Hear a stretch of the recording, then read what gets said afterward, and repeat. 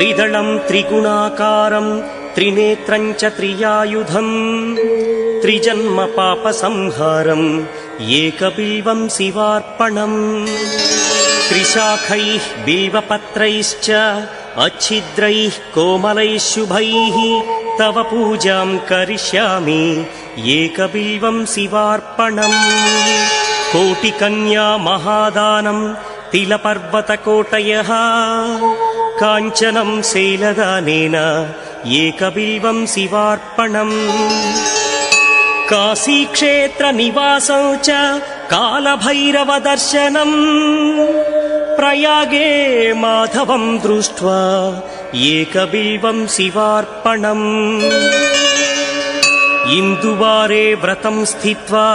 निराहारो महेश्वरा